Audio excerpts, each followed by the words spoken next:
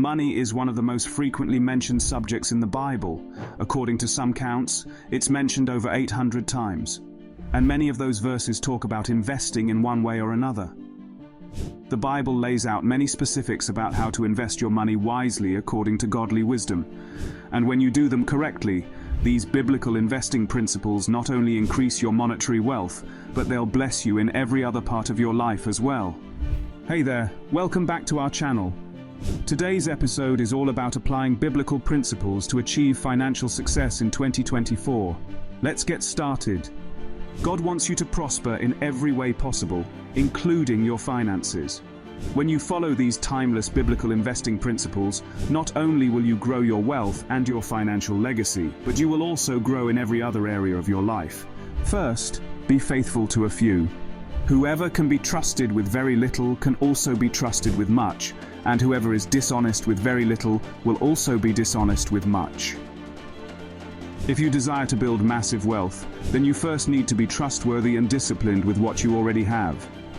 You will never become wealthy if you're living paycheck to paycheck and spending more than you make. You must be the master of your money before the master will trust you with more. The seed principle. In Mark 4:3-9, the parable of the sower talks about the importance of sowing seed into good ground. Listen, a farmer went out to sow his seed. 4. As he was scattering the seed, some fell along the path, and the birds came and ate it up. 5. Some fell on rocky places where it did not much soil. It sprang up quickly because the soil was shallow. 6. But when the sun came up, the plants were scorched, and they withered because they had no root. 7 other seeds fell among thorns, which grew up and choked the plants so that they did not bear grain. 8 still other seeds fell on good soil. It came up, grew, and produced a crop, some multiplying 30, some 60, some 100 times. There are several awesome biblical investing principles here worth looking at. First, seed must be sown if you want it to multiply. Remember this: whoever sows sparingly will also reap sparingly, and whoever sows generously will also reap generously. 2 Corinthians 9:6-8. Just like real seeds, money can't grow and produce more if you don't put it to work. Stowing your money in a savings account or under the mattress doesn't build wealth effectively. Second, the seed must be sown into good ground. When you invest money wisely, it multiplies exponentially over time. This produces more seeds that can be deployed for an even greater harvest in the future. Not all investments work out in your favor, but the better job you do at sowing your seed into good ground and tending to it well, your harvest will be much greater than your losses. Lastly, don't consume all your seeds. Unfortunately, too many of us live on more than we make. And when you spend more than you make, you have no seed to sow and multiply for a future harvest. Then, when hard times come, you have no reserve to draw from, and you're forced to make desperate financial decisions. Managing your finances so you can consistently sow financial seeds will cause you to have an exponential future harvest. Only invest in things you understand. By wisdom, a house is built, and through understanding it is established. Through knowledge, its rooms are filled with rare and beautiful treasures. Proverbs 24:3-4. Anytime you invest, you should fully understand what you're investing in. If you can't explain it to someone else so they can completely understand it too, you don't need to invest. It's extremely easy to be drawn into complicated investments that sound great on the surface, but are rife with risks that cause you to lose most or all of your money. You need to know the level of risk you're taking on as well. Every investment, including keeping your cash in a savings account, involves risk. But when you fully understand what you're investing in and the risk level it represents, then you can make better investment decisions that cause you to prosper. Diligent investing makes you rich. Whoever is slothful will not roast his game, but the diligent man will get precious wealth. Proverbs 12:27. In Proverbs, King Solomon writes that a diligent person is considered to be wise or righteous. A lack of diligence means a lack of wisdom and righteousness. Being diligent is also about being consistent when it comes to investing. Applying this biblical investment principle means you should continually invest money over the long term. The more consistent you are at putting money into investments, the more it pays off for you in the long run. Just putting in a little money here and there when you feel like it doesn't result in great wealth. Most people have no investment plan, and their lack of diligence shows.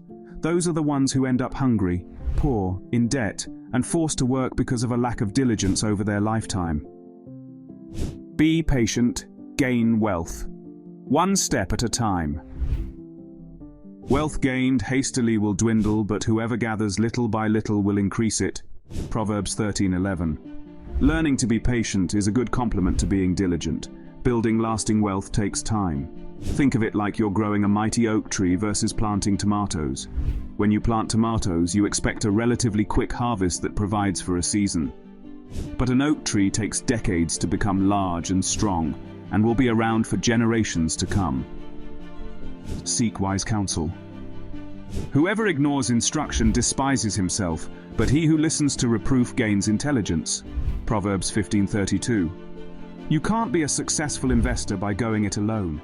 You need the help and advice of others if you want to truly succeed. Whether you seek out a qualified, licensed investment advisor, or you read a lot of books on investing, seeking wise counsel always pays off. The best way to know someone's ability to give wise investing advice is to look at their life. What is their success level when it comes to investing? Taking investment advice from a multi-millionaire investor is probably a good idea. Diversify your investments. Invest in 7 ventures, yes, in 8. You do not know what disaster may come upon the land. Ecclesiastes 11:2. Investing your money in several different types of assets helps to protect your money. It smooths out your returns and minimizes risk versus keeping all your investments in one asset. I'm sure you've heard the old phrase, don't put all your eggs in one basket. This is an excellent example of a great biblical investing principle at work. Be a giver, invest in the kingdom. And do not forget to do good and to share with others, for with such sacrifices God is pleased. Hebrews 13:16. Freely you have received, freely give. Matthew 10:8. When you boil down these biblical investing principles to their essence, there is one overarching reason God wants to provide you with material wealth. It's so you can be a giver. I know it sounds counterintuitive, but when you give a portion of your wealth away, it's a natural law that it will come back to you multiplied.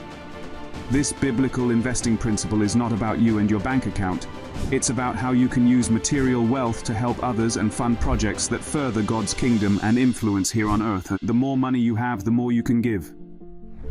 And the more you give using godly principles of giving, the more likely you are to achieve true wealth in every part of your life, including finances. It's good for your bank account, it's good for your soul, and it's good for those on the receiving end of your giving too. That wraps up today's episode on biblical principles for wealth in 2024. If you enjoyed this video, don't forget to like, share, and subscribe for more insightful content. Until next time, stay blessed and prosperous. Thanks for watching. Thanks for